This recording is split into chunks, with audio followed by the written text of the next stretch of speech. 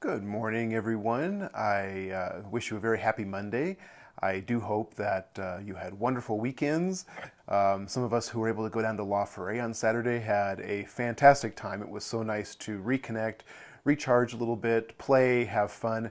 If we missed you this year, hopefully we can see you next year. So as we begin a new week, I want to share, some of you know that I really enjoy the podcast on Being by Krista Tippett.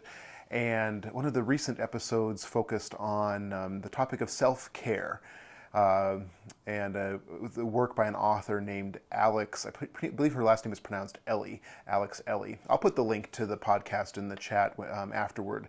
But self-care has gotten a little bit of a bad rap lately because I think in our consumeristic culture, self-care can sometimes be defined as self-indulgence, doing just outlandish things to kind of indulge ourselves. And I think that gets off topic.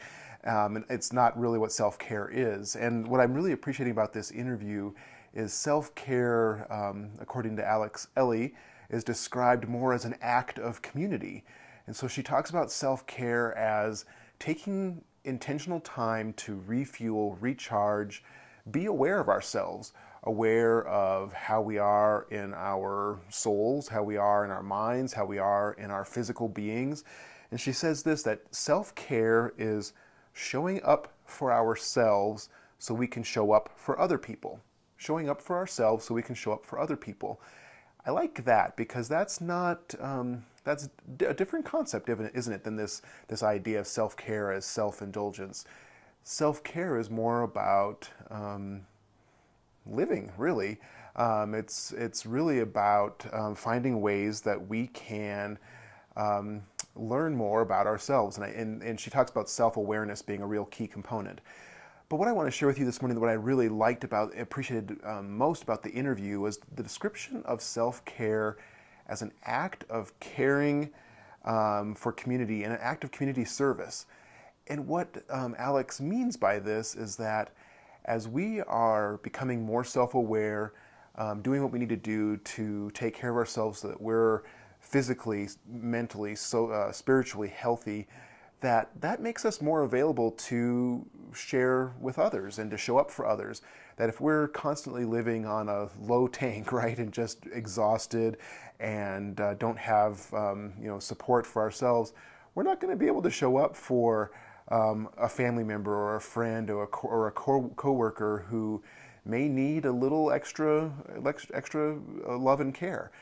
So this made me wonder a little bit about, as a community of faith, what are we doing to promote self-care and the concept of self-care as an act of community caring and community service? Where are we finding ways to nurture ourselves within community so that we can show up for each other also?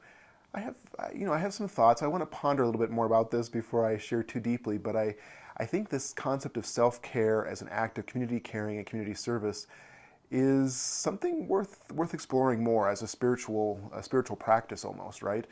I'd be curious to hear your thoughts, what ways you're finding self-care, maybe prioritizing self-care or finding really effective ways to take care of yourself so that you can show up for yourself in order to show up for others. I like that definition of self-care a lot more than some of the concepts that are floating around these days. So as we begin a new week, I challenge myself, I challenge all of us to think about where are we showing up for ourselves so we can show up for others. Pastor David's been talking a lot about love these days and really what love is, and I think at the end of the day, self-care is also one of those things that helps us delve deeper into love, right?